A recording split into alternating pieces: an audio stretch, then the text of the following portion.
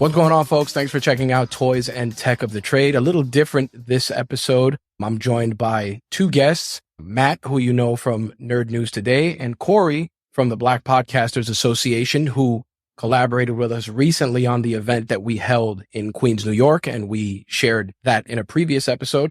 They're joining us as we are recording on location at the Landing 251, which is an office space here in Long Island, New York. The owner was kind enough to let us use his space, and hopefully we'll be doing a lot more recording here. Big shout out to Jim for letting us come here and deliver this week's episode. Guys, thanks a lot for taking the time to join us. I really appreciate it. Matt, as many of you know, has been killing it with Nerd News Today, which is currently on summer hiatus. But first and foremost, when are you coming back so we can let them know? Nerd News Today over on youtube.com/Nerd News Today has been super busy this summer. Actually, it's been nonstop. We had way too many toys this summer to look at. But my podcast, Trek Untold, that's been on a little bit of a summer hiatus, and that should be coming back in the next 2 or 3 weeks. With the actors strike going on, the actors and writers strike in Hollywood, things have kind of slowed down. But the good news is I recorded a ton of stuff before any of that was even happening. So I've got a lot of episodes ready in the dock, waiting to go. And there's some real interesting ones this season. So good stuff coming up.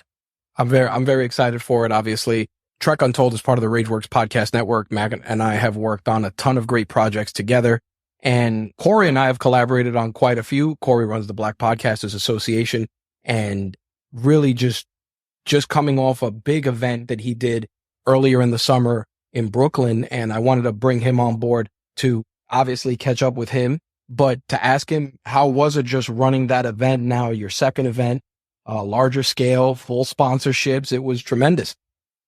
I just want to say shout out to all the event planners out there and the people who enjoy putting events together, because it was, I learned something about myself as a person, and I realized I didn't like it, but it was a good experience. You know, this year we had sponsors. Last year, everything came out of my pocket. So that was a whole different experience of, you know, trying to get everybody on the same page, figure out what the sponsors need so I can provide that for them in return for the money that they put up. But it was a much bigger, better experience than we did last year. So I was really proud, and, you know, thank you and everybody else who came out and supported, because they want to be in way better than I ever expected it to be. Yeah. I mean, one of the coolest aspects, and I'll share it with the audience, was that they had a listening party, a silent listening party for The Cube. Anna Deshawn was there. She was the keynote speaker at Corey's event. And I had never seen a silent listening party before, and it was probably one of the coolest things ever. Everybody got wireless headphones, and all of the audio was piped in, and it was probably one of the coolest things I've ever seen. As somebody who's seen people deal with sensory issues and things like that, I appreciated the fact that that was such a great way to cater to an audience that has that. But more importantly, it was also good because even though you were doing that in a big space and you had music and everything else, it was not detrimental to the surrounding area or the neighbors. So that was tremendous. And I thought that was just very, very forward thinking. And it kept the podcast listening part still personal, right? Like, you know, podcasting is a very intimate thing. So even though you're in a room full of people, it was still very intimate to each individual listener. So like a lot of the pictures that I got, you just see everybody like, you know, like in deep thought, listening to the content. So I used to make fun of people at a silent party because it was just a weird concept to me. And then actually being a part of it, I was like, I can see why people like it now. Yeah, I think that from a party perspective, it's a little different, exactly that, because it seems strange. But from a podcasting perspective, I think that it's something that more and more podcast community should look into, because I think it's just a great way to do that with minimal overhead. And more importantly, it keeps the focus on what we're here for first and foremost. Even though we are doing video and we're doing all the bells and whistles, podcasting is still an audio medium.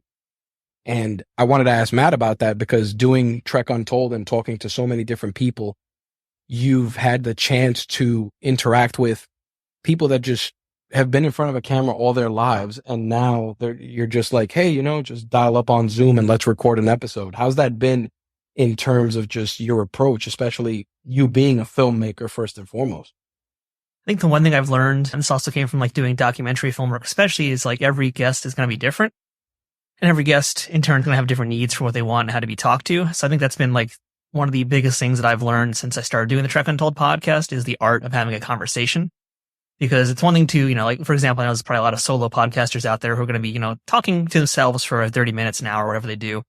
But when you get somebody, whether it's next to you like we're doing today or virtually over Zoom, it's a very different thing because every single person I talk to is going to want to be spoken to in a different way, and they're going to want to be interacted with in a different way to engage them. Like, I've had some guests who they kind of just know the stories they want to tell in advance. My questions kind of mean nothing to them. So they will more or less hijack the interview and they'll tell their stories that they tell at every Comic-Con or whatever. And that's what they want to do. Some are there to sell their products or whatever they want to do. In some cases, though, they really want to talk. And then it's a matter of like finding out how to get them to talk and then how to get them to open up into the next level. Because that's what I kind of like to do with the podcast is not just focus on the professional part, but we're all about the personal part and figuring out how the personal part went into their professional lives. So it's then kind of the key of digging deep into their psyche, into their soul, and learning more about them through that way, getting the internal to understand the external. And so how you do that, again, different for every single person. There might be like a certain memory that they have that triggers something or like a certain thought that has them like thinking about something a little bit differently. I can think of some folks who live very public lives, like my episode with Sachi Parker. That was like one of the ones where I still get a lot of comments on to this day. There's a lot of talk about that one. So we basically started talking about her relationship with her mom, Shirley MacLaine. And that became like the majority of the interview. And I mean, that was, I think, the first Trek Untold where I had a guest cry on camera for me. But we dug deep. And a big part of doing that, again, it's the art of the conversation. It's figuring out what they want to do. And then also creating trust. And that's the same when you're doing documentary film, especially like you need to create a level of trust between yourself and the person on the other side of that screen so that they want to tell you their entire life story. So that's been like the biggest takeaway. And it's still a learning experience because, again, every single guest is going to be different. So that's kind of the biggest takeaway is I've learned how to communicate, I think, better with people, which is pretty important skill to have in life. How do you think the pandemic has changed how media is being created? And especially in your case with guests and creating content, do you feel that now guests, since they've been doing it for so long, are more comfortable? It's funny because like I started Trek Untold pretty much in the early days of the pandemic. Like I'd already been doing YouTubing and stuff for a long time. Yep. And I'd done some interviews over Skype here and there. And that was like, a novel concept pre-COVID. Can you believe that? Can you believe a time when like that was new? And yeah. So, then a few months into it, I started doing Zoom and doing more video interviews that I also would put up on the YouTube channel. So a lot of folks were definitely weirded out by it, but I was also surprised how many of them were like more acutely aware of it too. Cause like I mentioned, I was using Skype predominantly and Skype was the standard until COVID. That's right. All of a sudden, everybody's now using Zoom. I was in the early days, like unsure if I wanted to use it because I was also like really focused on just audio. I wasn't really thinking, I was trying to make my life easier, honestly. I was trying to not do video and audio and make myself have to do more work. No, turns out I should have done video from day one. But so many of my guests were like, oh, I don't have Skype. I only use Zoom. So I'm the one who actually had to transition over. For the most part, They were okay with Zoom because at that point they were using it. That didn't really even matter what field they were in. Because, a lot of actors now have to do auditions via Zoom or they have to do a lot more self-taped than they would have done a few years earlier. But they were getting used to it because that's how they saw their friends now. That's how they saw their family members. They had to use Zoom. They were more used to it than I was. That's crazy. Right? Yeah, it shouldn't have been that way, but go figure. So I think for me, it was a bigger change. But I mean, it's honestly a welcome one because it's given me so much more access I wouldn't have had previously. I mean, back when I was doing the Fight Nerd days, I would have to like hold myself up to a recorder. And that's how I was doing my bootleg audio interviews. So now I could actually do it with like proper sound and all that stuff. So I feel like for me, without it, I really wouldn't even have a show. What about you, Corey? I think for me, because I'm an audio guy, so it was a transition for myself. You and me both. To adopt the video component. I still consider myself like a podcast purist, right? Because I would say, well, you added cameras, now a talk show. But from like interacting with people, I was kind of like Matt. Like they were more ready to go. They were like, "Do I do videos? Can I do video? Can I do video?" I'm like, "Well, let's examine this. Let's start learning more." And then as the data start coming out, showing like more people are starting to blend and see podcasting as both audio and video. I was like, you know what? I got to just join the party and really start understanding how this works and provide customers with what they're looking for, right? Because my first iteration of my studio, I didn't have any cameras. So now I went out and, brought some cameras. And it's like, okay, I don't want to leave money on the table because people are asking for it. And so I think I lost some clients because of that, because they wanted the video component. So I think people now, after the post-pandemic, they're like some people just know more about cameras and videos than I do. And I thought I'm learning a lot just, on my own learning. So I think they come prepared. I think they're ready for it. I think some people have delusions of grandeur about it, but I mean, that's where we come in to sit down and like, okay, let's figure this out. Cause like you, Matt, I didn't want to make more work for myself. Right. And I always tell people like the production value, your production goes up once you start adding the camera. So let's have a genuine conversation about it, because there's a lot of people who don't have the budgets. They don't have the money and, you know, and the stuff that's required for video. So I think that's where we're at now with a lot of podcasters. It's just, we need to have those conversations versus like, are you going to do video or do you want to do video? It's like, okay, you want to do video. Well, what do you know, where are you at with your budget? How do we figure out how to make this work for you?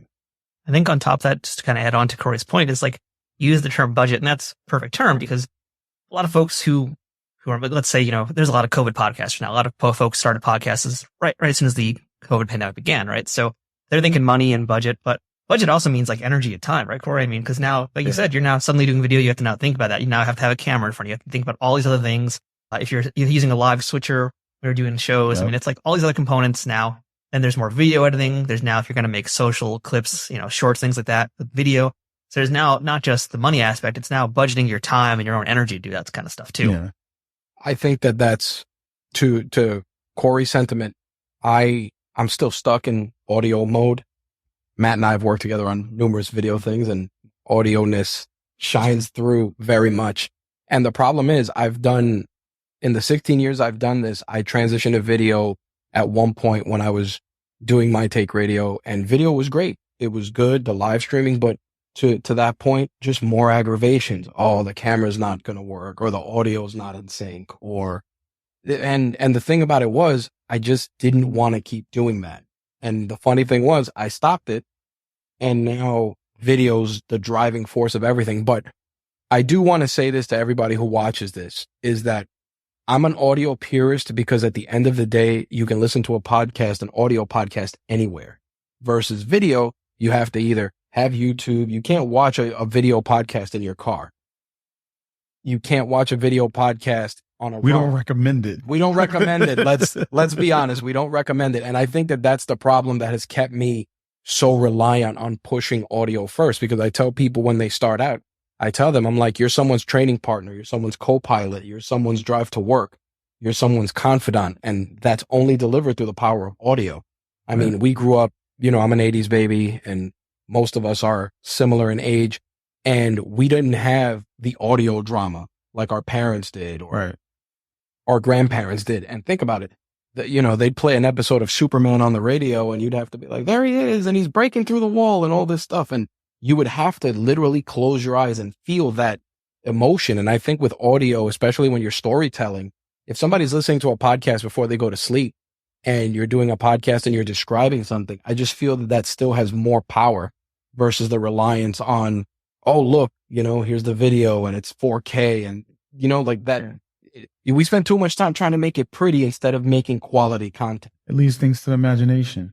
Right. I mean, when you talk about the radio, right, Water Worlds, right, the effect that it had when it first aired on, you know, and threw everybody off, like it took. Oh, I forgot who did. Who did the broadcast? Yes, thank you. Of course, today I wouldn't remember. Not like when you're sponsored, you know, big deal. But you know, it took him being able to tell that story to make it so believable that people, you know, were going crazy, or you know, and thought it was real. So that just shows you power. I forgot who the director was, because in my Facebook group, we used to have these debates of like audio versus content, video, and all that stuff. And I was like, you know what, let me look up, like, let me see if what directors say about audio. And I can't remember who it was. I found some quotes about audio, and they were saying like a movie is nothing without the audio. I saw Oppenheimer for like the 5th time last night. And this time I was like paying attention to the movie, not the, you know, like how they did it and the scenes and everything. And I think there was rarely a scene in the whole entire movie without any music, or, you know, so audio is a big important. It's very important. Like you said, people are still listening to podcasts when they're doing things that they can't focus. Like I don't like watching videos like tutorials and stuff, because I don't get work done. It's distracting. So I think, you know, you got to find that balance. And when you're talking about podcasting, I talk to people like, let's go audio first. 1, it's cheaper. But 2, your video is also, you know, how do we monetize it? You know, do you want to put it out there on YouTube or one of those platforms and just give it to people free? Is it some exclusive content you can give people. And I think when you're thinking of doing a podcast, you have to have those conversations and really flesh out what is your audio strategy, what is your video strategy. I think one of the scary parts for a lot of people, and we've all gone through this, is that we spend a lot of time trying to make it pretty. And instead of making it pretty, we should just press record and do it. Because I think at the end of the day, we're going to grow into perfection. I remember, and Matt can attest to this. Have you ever gone back and listened to your first Trek Untold? That's me shivering right now. No, thank you. It's embarrassing to even think about that now because it's a totally different person doing that interview back then. Right. But if you go back and you listen to it and you see how much growth came from that, you know, you have your Trek Untold is in triple digits episode wise at this point.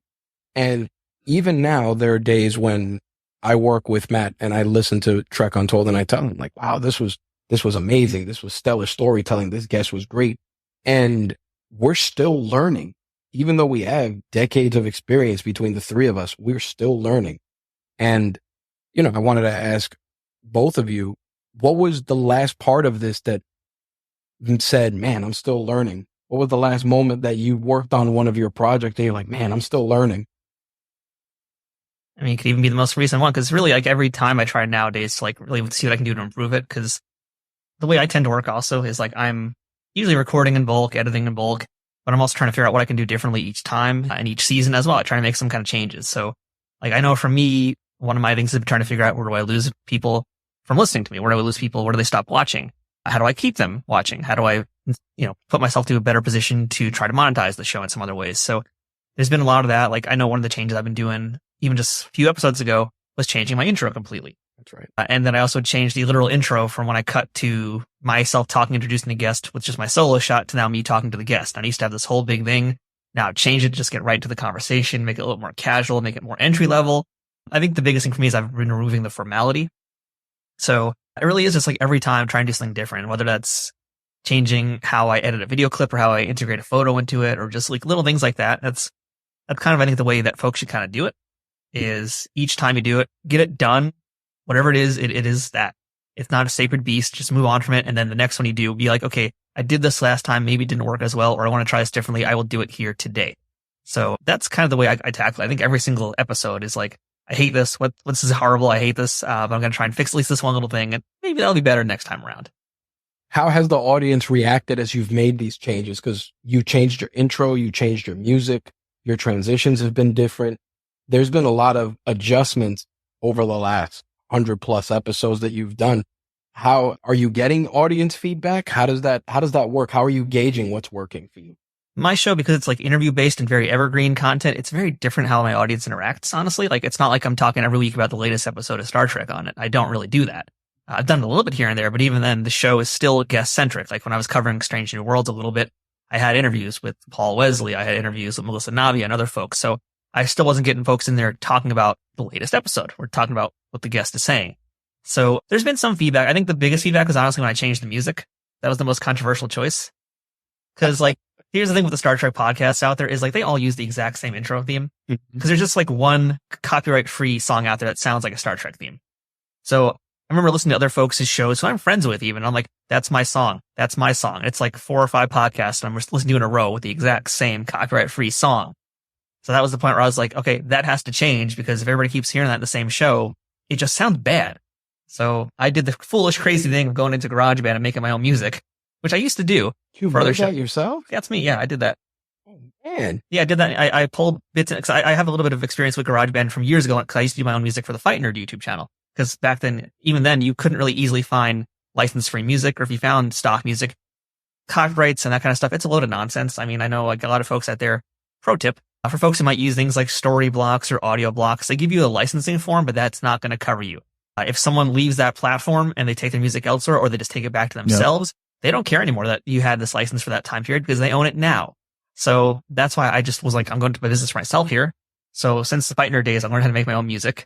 And then for a while, I was just using YouTube's library because YouTube, years into this, finally started having a catalog of stuff that like they owned. So it's like copyright free in perpetuity for now. But even then, it's like, as far as like sci-fi sounding things for what I do and for my niche, I was like, everyone's using the exact same thing. I need to stand out differently. So I made the whole new song for myself using GarageBand as a tool, using Star Trek sound effects and other sound effects. And the first time that episode happened, everybody's like, what is this?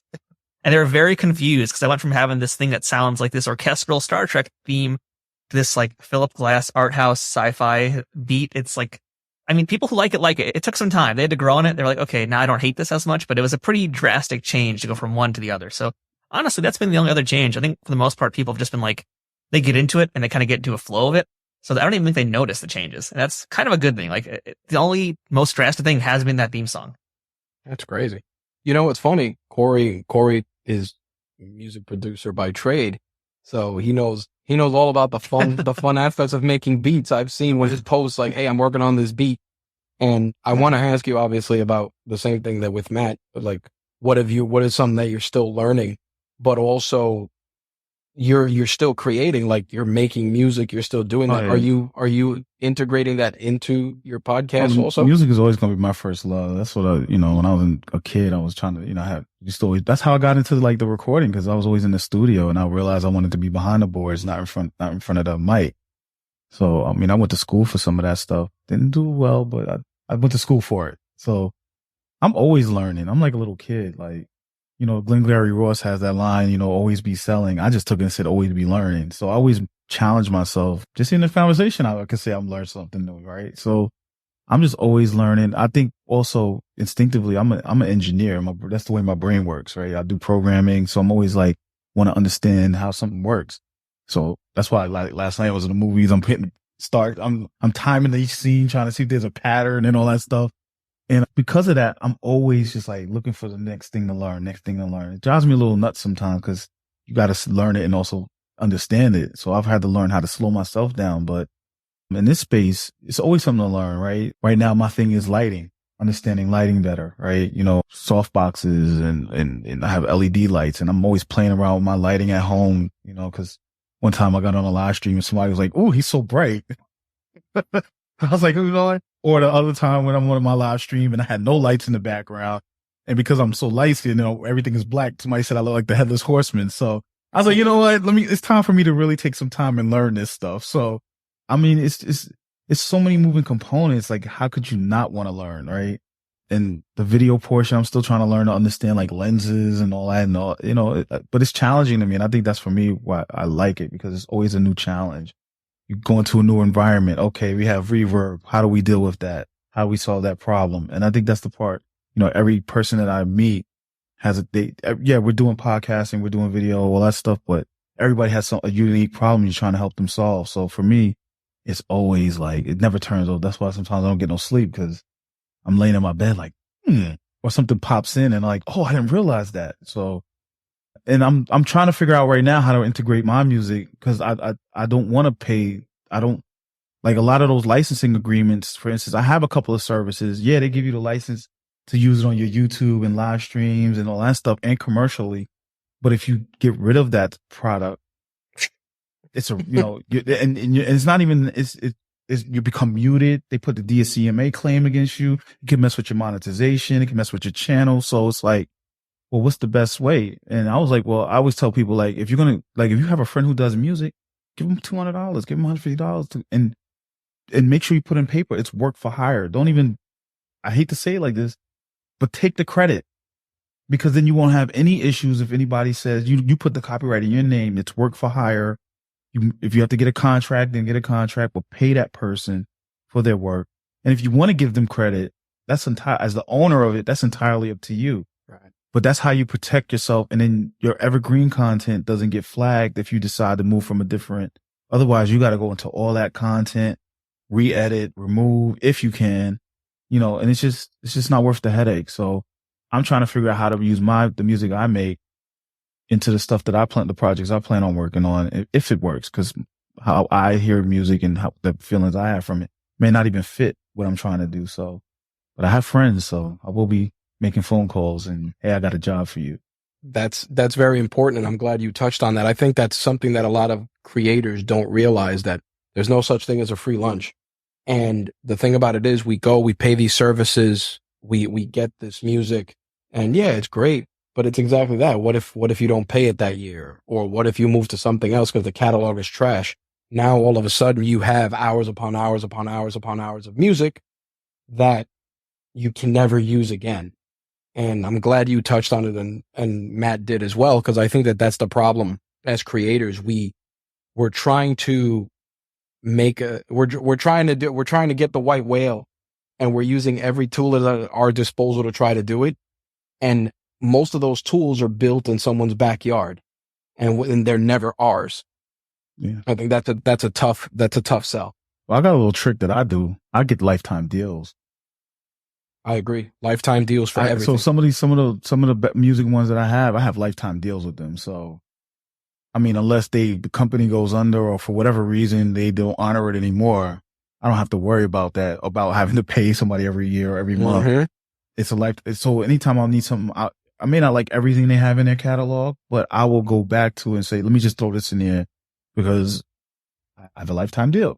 Yep, I have one of those. I don't have those concerns. So this, I don't know on this, but there's websites out there you can get in, like with people who launch products, you can get a lifetime deal as they're trying to build their user base, and and as they grow, you still have that deal with them, so you grow along with them. Get those grandfather deals. AppSumo's good for that. I know. Okay. I said, yeah, I didn't know if I could name drop, but AppSumo. No, AppSumo is one of my addictions. AppSumo gets a name drop. I've sent Matt quite a few links. I'll be like, hey, there's this, and I agree. I think that when we are creating, and especially in spaces like this, like right now, we're on location creating. And the thing about it is that on location, lifetime deals don't matter, because guess what? We have to have good equipment.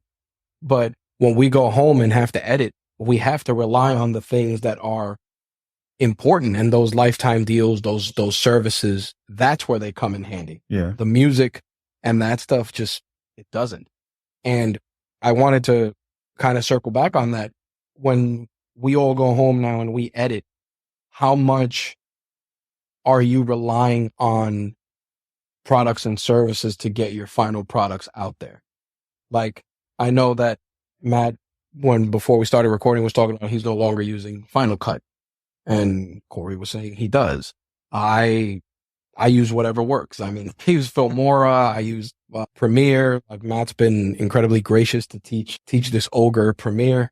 And he's done all right. Learn your keyboard shortcuts. Yeah. So keyboard shortcuts and things like that. But I want to ask both of you, how does your workflow change now with so many products and services? Like, I'll start with Corey. Like, in your case, how is that adjusted now for you? Because think about it. There's a new tool like every day. This whole subscription service thing, like when TV, right? We were supposed to, all these apps, we were supposed to cut cable. And I just had this conversation with my mom. She's like, I got YouTube TV. We got rid of the cable, and we have all these other apps that we're paying for. She was like, but it's costing us more now. And I was like, I like the access it gives me, but when you start thinking about it, it's a lot. I literally this week was like, I ended my Zoom subscription and my Calendly subscription. Why? Because I'm paying for Google Suite that gives me that already. So I've learned that I kept Zoom because I know a lot of people use Zoom, and I'm like, no, you know what? Come over here to Google Meet, because that's what I'm using. That's where you're going to meet me at, because I'm paying for it and I'm not using it. And then the deal I have on my subscription, I actually get more people in my meeting than I do on my Zoom. So I was like, well, I'm paying all this money every year. Well, it's not a lot of money, but I'm paying this money every year for a tool I'm not using. That's good. I went on AppSumo and got their calendar app. Tidy cow. $29 lifetime versus me paying $150 a year to do the same thing. So I think when I've been really evaluating all the tools that I'm using, and I'm like, where's the value and how much does it cost? I'm running a business, so I got to always be like looking at, what I'm bringing in versus what I'm putting out. And I mean, it's a slow period right now for the business. So now I'm evaluating what I'm putting out. Right. I think as a podcaster or content creator, you got to really look at what is the value, like time, right? It may be out of your budget, but will this service, instead of you having to hire an editor or learn how to edit, where you might not even be like myself. Like, I learned how to edit, but I'm not a big fan of it. It's fun at times, but it's not, I'd rather record. That's where my love is at. Or do I use an AI service that I pay to $30 a month for? And for me, it's like, well, I can knock out X amount of video, the 1-2 hours it takes for me to try to figure out how my short keys, my keyboard keys and stuff to speed up the workflow. It's like, well, I can go to this service over here and just run it through there, and it's pretty good at picking the clips, so I think you have to evaluate personally what works for you and what's valuable as far as your time and energy is. I also think people, just like we see with equipment, I think people go too far. They see what somebody else is doing. They think that because this person's using it or pitching it to you, because you guys watch out for those affiliates, because a lot of times that's what people are doing. They're just pitching affiliate links. Yep. They might not even be using the service, but somebody might be pitching this and you're like, oh, this is what they're using for their success. And it may not be right for you. 100%. So don't, what does he call it? He calls it gear acquisition syndrome, right? Yep. Like when we was in the store, I was like, man, I don't want to go in there. I'm going to want to walk. I'm going to spend some money. It's hard, right? It's like, oh, I need a hard drive. Like all of a sudden you start rationalizing things, and then, you're spending $100, $200 and you're like, oh, I could have saved that money or used it for something better. So I think for people, and myself included at times, I tell you, AppSumo, I'm addicted to it. And they know exactly what email to send me. They'll be like, this is what I've been needing this, but I already have it with somebody else. So I think you just you got to know who you are, but be careful because that stuff adds up.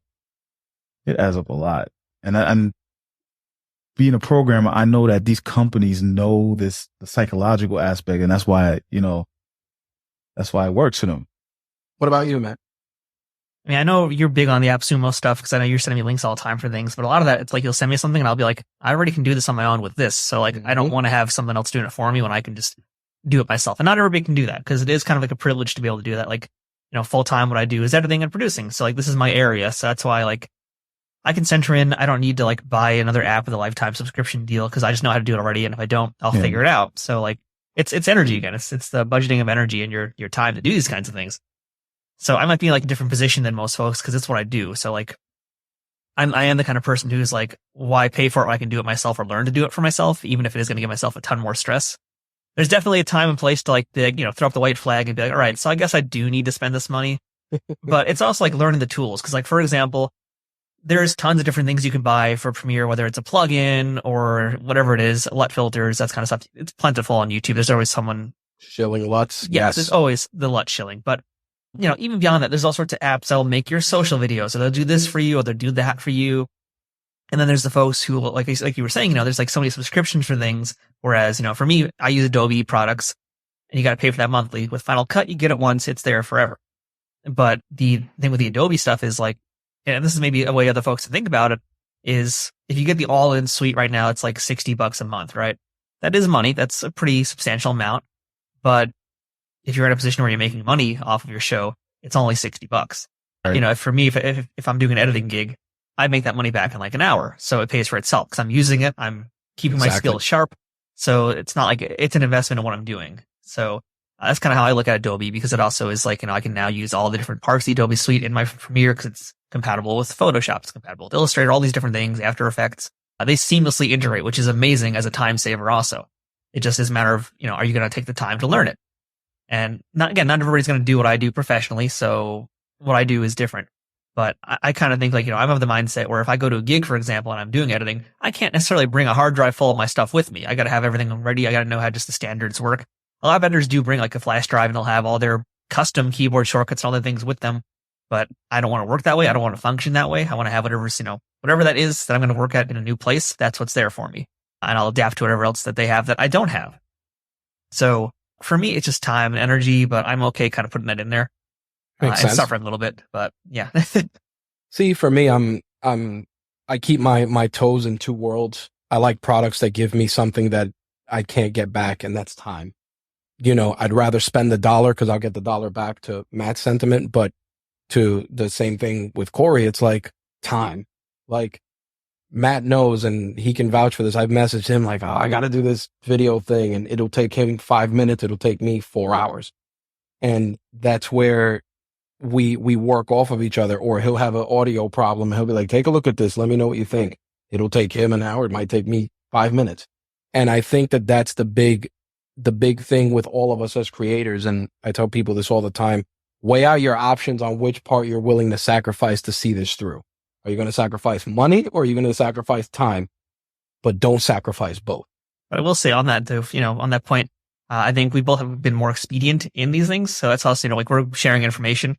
And I think that's one of the big things that anyone doing content creation needs to do is to be able to reach out to people within their community and be like, hey, how do I do this? But also not necessarily to have them do it for you. Because I think we've both been learning. I mean, a lot of the audio issues I used to come to you with, I now know how to do. I figured out how to do Premiere because I'm like, all right, well, Rich made it sound this way. How do I replicate that? Yep. And how do I do it with the tools that I have? And I think you've done similar. So I think there's a lot of the information sharing that's a big part of this, which is probably one of the hardest things I think about podcasting is actually creating a network, an internal network of, folks you trust you could go to for help and figuring all these things out. Well, I'm glad you mentioned that because Corey is a seasoned professional. I was about to segue and be like, well, that's why you got to join a community. The whole time I'm sitting there, I'm like, yeah, community. I'll take my check now, please. You either got to, and I think for a lot of podcasters, when I meet them, especially those who are like starting intermediate beginner level, it's a hard concept for them to understand because they think everything is associated with money. And I'm like, well, no, there's Facebook groups, there's paid communities like mine where there's like-minded people that you can either barter with, trade with, or that are just because you're in the community, they're more willing to, we have Ambie Award winners. We have producers that have shows on TV and stuff in my community. But they will normally charge you for a lot of them, consulting is part of their business, but you're getting it here. You just put in do this, do that.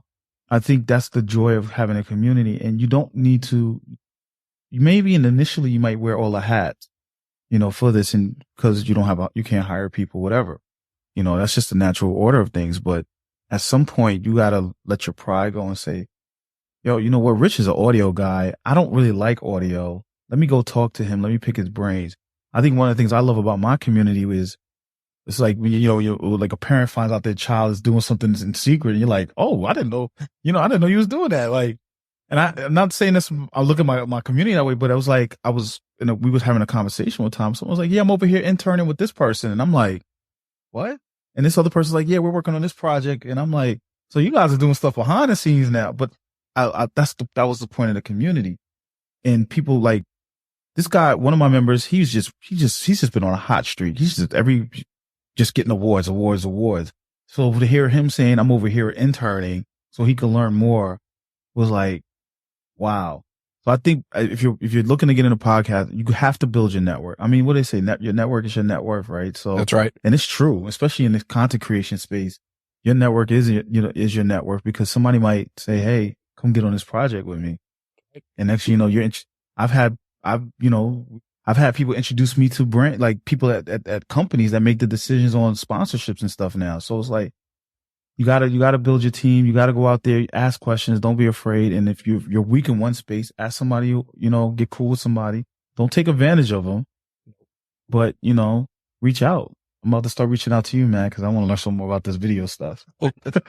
There you go. Before we wrap our conversation, what can our audience, what can the Toys and Tech of the Trade or RageWorks audience do to help you? Matt, what can we do to help you and get you more listens, get you out there? What can we do for you?